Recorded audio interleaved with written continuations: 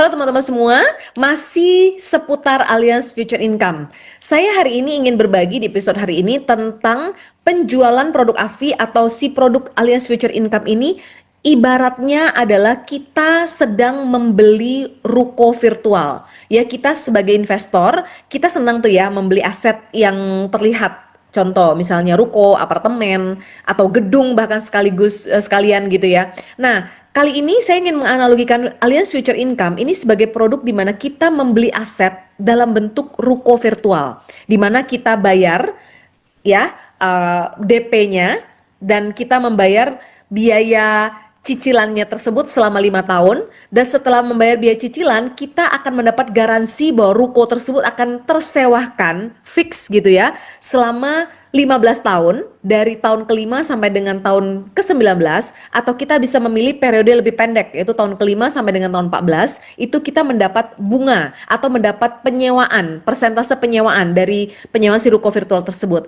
Dan setelah itu di akhir tahun ke-20 atau tahun ke-15 kita itu mendapatkan manfaat buyback garanti. Jadi ruko virtual kita itu di buyback garansi, dibeli kembali oleh developernya, dan kita bahkan mendapatkan bunga seluruh uang kita kembali plus bunga. Nah, seperti apa? Kita coba lihat di artikel saya berikut ini. Oke, ya. Jadi ini adalah konsep Allianz Future Income yang disajikan dengan analogi pembelian ruko virtual.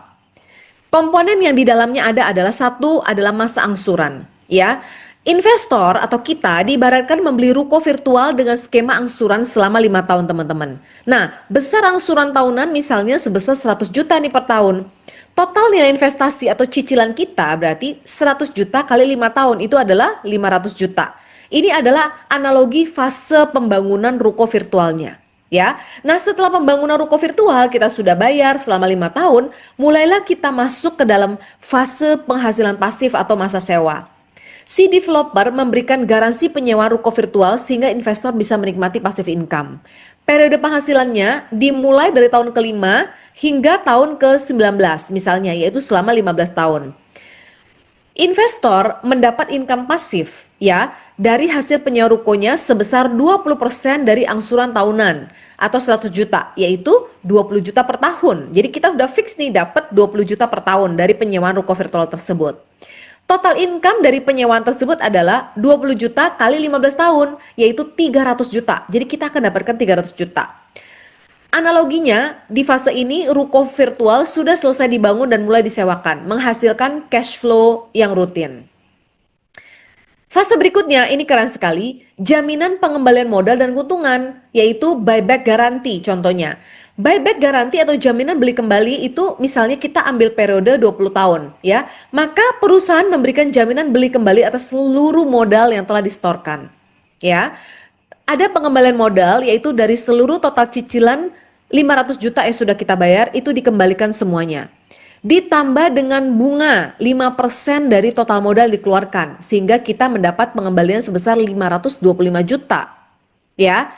Sehingga total pengembalian pada tahun ke-20 adalah 300 juta yang sudah dibayarkan di fase kedua tadi berupa penyewaan ditambah dengan 525 juta yaitu seluruh modal yang sudah kita keluarkan ditambahin bunga 5% sehingga total yang kita dapatkan adalah 825 juta. Ketika kontrak investasi berakhir, developer membeli kembali ruko virtual kita dengan harga yang dijamin. Keren ya? Nah, kita lihat nih berapa sih keuntungan kita sebagai investor? Total dana yang didapatkan investor adalah akumulasi dari pendapatan sewa dan hasil buyback. Yang didapatkan adalah 825 juta, padahal yang disetor hanya 525 juta. Nah, selain itu, ada lagi yang namanya manfaat asuransi dan pelindungan warisan. Kalau kita beli aset yang terlihat, nggak ada tuh, meninggal ya udah meninggal aja. Di sini ada. Pada saat meninggal dunia, investornya meninggal dalam masa penyewaan kontrak, si ahli waris berhak mendapatkan warisan berupa dana tunai sebesar 100 juta senilai 1 tahun angsuran secara gratis. Gitu ya. Berikut adalah rangkuman ya jika kita memilih AFI sebagai investasi dalam bentuk ruko virtual tersebut. Pertama, keunggulannya, efisiensi biaya. Investor tidak perlu membayar biaya-biaya administrasi yang besar dan kompleks seperti BPHTB teman-teman tahu ya, bea biaya perolehan hak atas tanah dan bangunan. Biaya balik nama nggak perlu, biaya notaris PPAT nggak perlu, karena ini adalah ruko virtual. Lalu, investasi ini bukan objek pajak seperti properti, sehingga meminimalkan beban tahunan kita. Juga bukan objek pajak waris, sehingga ahli waris tuh bisa menikmati hasil warisan tanpa sengketa akan pajak waris. Ya, anti sengketa lalu dan fleksibilitas.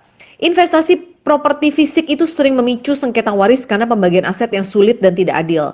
Pada AFI, masalah sengketa dan ribut-ribut dihilangkan. Ya, persentase pembagian waris dapat ditentukan dan diatur sejak awal melalui instrumen asuransi, memberikan kepastian hukum bagi ahli waris. Ini anti ribet dan anti ribut. Ya, nah. Seperti itulah teman-teman analogi penjualan AFI jika kita bandingkan ya dengan aset fisik. Ini sangat amat menguntungkan dan saya merasa ini bisa menjadi diversifikasi portfolio yang luar biasa buat kita semua, di mana kita pasti mau dong aset-aset kita itu bertumbuh, aman, terutama bertumbuh dengan aman dan garansi udah pasti kita bisa dapatkan kembali. Oke, so demikian sharing AFI, semoga bermanfaat bagi teman-teman semua. Dan jika kamu butuh produk AFI, merasa sangat tertarik, hubungi Christine Liman di nomor yang tertera di layar ini, 0815 900 8573. Saya siap membantu Anda untuk mensecure dan menciptakan aset yang lebih banyak lagi buat teman-teman semua dan menumbuhkan aset-aset kita semua. Thank you, sampai jumpa di episode berikutnya.